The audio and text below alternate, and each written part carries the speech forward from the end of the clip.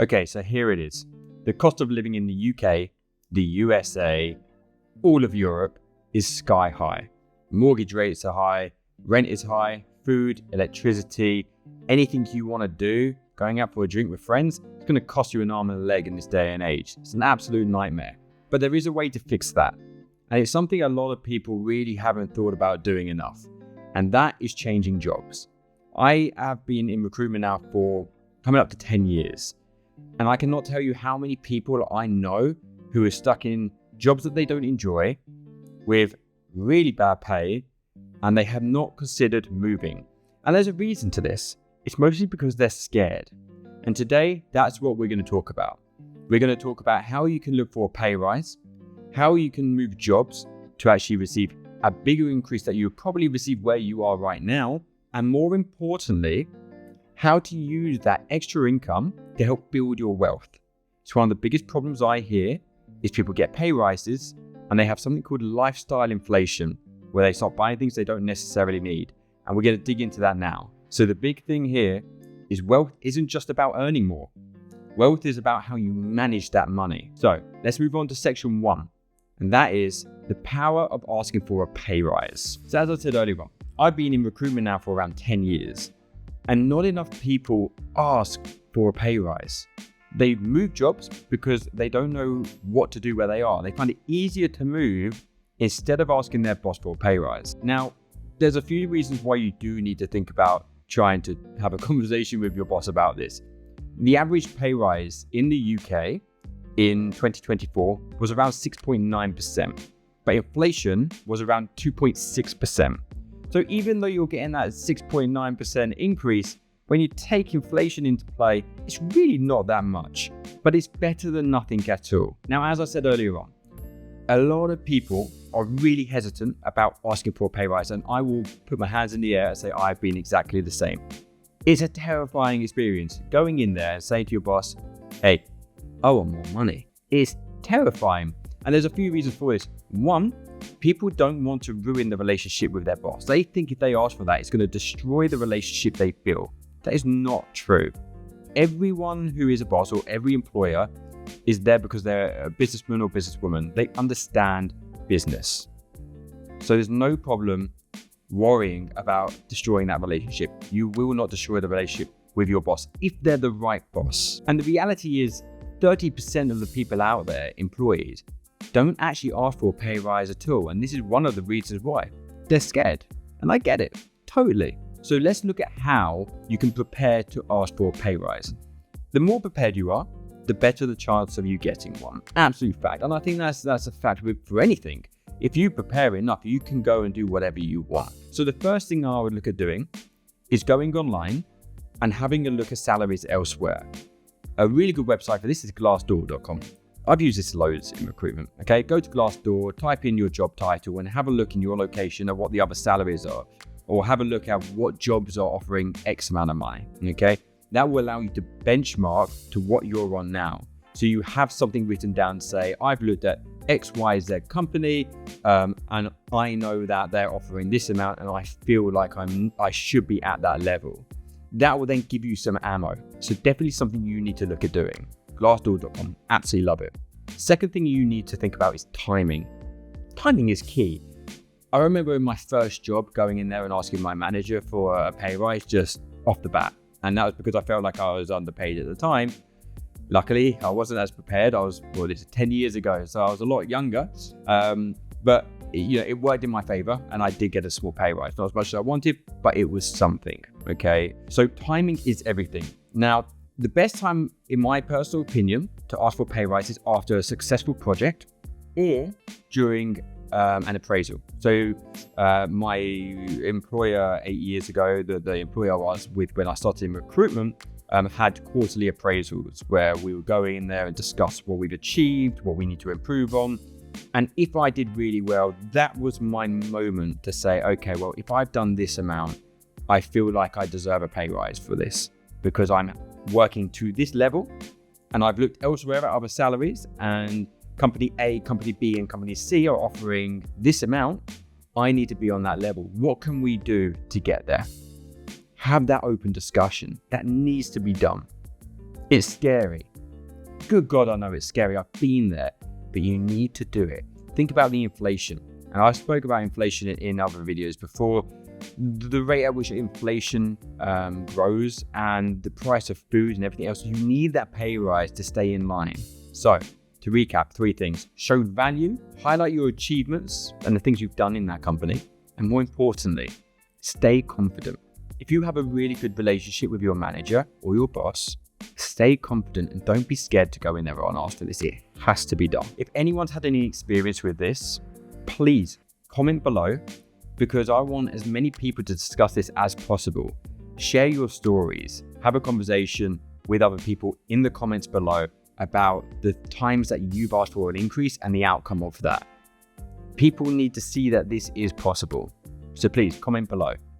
Now, the second one, moving to a new job for a larger salary. As I said, I've been in recruitment now for around 8-10 years, okay?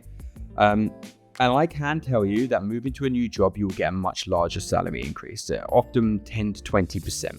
I've seen some candidates receive 30% pay rises, absolutely outstanding, but that's because they were underpaid before and they weren't benchmarked to the current job market. So they managed to get an increase out of this, 30%, fantastic. So you're always going to make more when you move on. So let's dig into that in a little bit more detail. So the 3 biggest industries for salary growth: 1's technology, 2 is healthcare, and the 3rd is finance. These can look at salary increases of between 10 and 20% when you move to a new company. But you have to find the right company. And once again, that comes down to Glassdoor. Go to Glassdoor, do your research. You can even type in your current company and it will give you recommendations of very similar companies. And an employer is always more interested in taking someone on from a similar industry because they may bring the skills and they understand how that industry works. So find something in your niche if you can. However, if you feel like you're in an industry or a sector that is low paying, look for an industry that will have the higher rate of salary growth. As I said earlier on, technology is huge for this. Obviously, we're a technology-driven world now. So try and move into the tech world, or try and move into the financial world, fintech.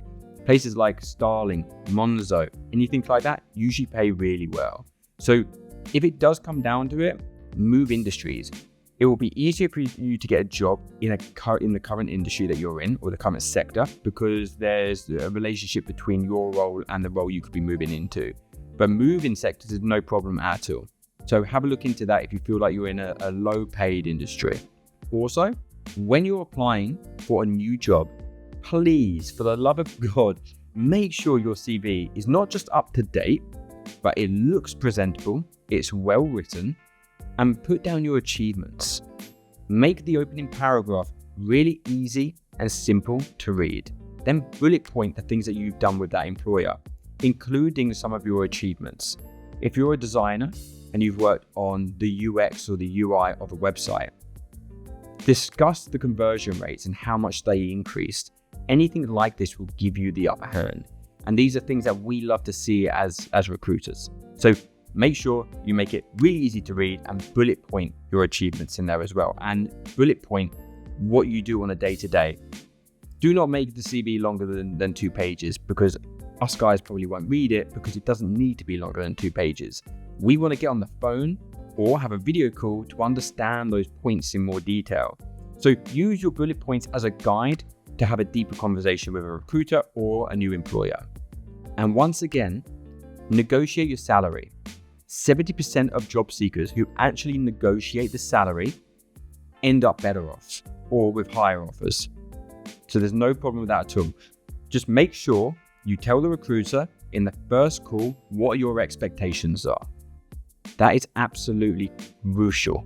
If that recruiter says, I'm sorry, we're not offering that amount for this job, find another one.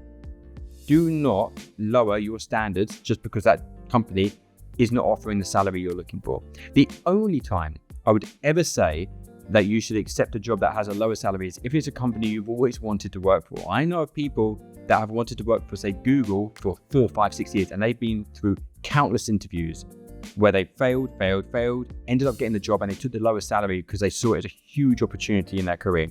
In that instance, absolutely fine. But otherwise, make sure you negotiate your salary and keep your standards high. Now, let's move on to the big thing here, okay?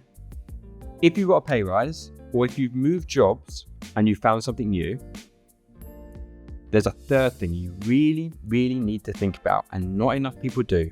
This is something called lifestyle inflation. Not enough people know about this, okay? But this is where you have to then manage that new salary. What you'll find is a lot of people get a salary increase and their lifestyle changes. They start eating in much more expensive restaurants. They get a much more expensive car. They move into a nicer apartment where they're paying a lot more rent. They start going to luxury brands to buy their clothes. Unlike going to Primark, they would then go to Hugo Boss. So the salary increase that you've received is wiped out because you're then spending that extra money on nicer things. And a very interesting piece of data for you is 40% of the people that get pay rises fall into this trap. Try and keep your lifestyle the way it was. Unless some parts really have to change, try and keep your lifestyle the way it was, and then use that additional income to invest, to better your lifestyle for the future. So you need to be smart when you receive a pay rise, okay? These are 4 things you really need to try and do. Firstly, pay off any debt. If you have any debt, wipe it clean. It's the hardest thing to do because it's kind of like you're receiving that money and then you feel like you're throwing it away, right? But that money wasn't yours in the first place. If you've got a high interest debt, wipe it out. If you've got a few debts, take the one with the highest interest first and then pay that off, and then pay off the lower ones. Work through them systematically. Wipe your debt free using your new pay rise. And I've been there. That was me when I was 17, 18. I had a lot of debt from not just from credit cards, but overdrafts at HSBC were pure evil. And I found it really difficult to get out of those.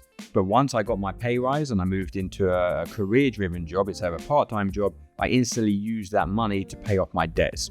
Everything became easier. Stress levels were reduced, and I found it a lot easier to work. The second big thing is to build an emergency fund. An emergency fund needs to be there just in case you get kicked out of your apartment, or you have to move out, or you lose your job. You know that you've got a safety net of money there just in case to keep you going. So please, everyone, second thing is save up for an emergency fund. This should be 3 to 6 months of your usual expenses, plus a little bit more just to keep you going if needed.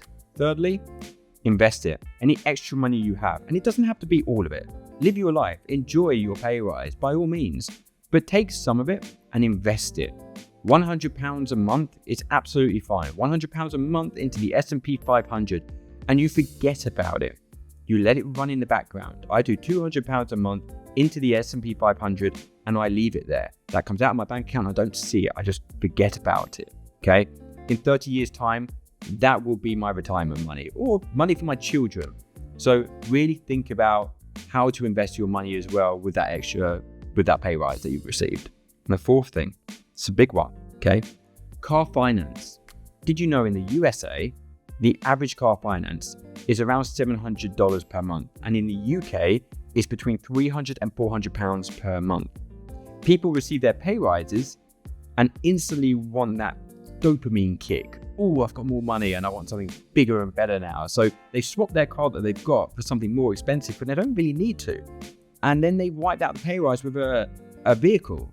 And a vehicle is one of the most depreciating assets you can own. Not only because, yes, the finance costs and the interest on that. On top of that, you've got the fuel costs and then you've got your mechanical costs.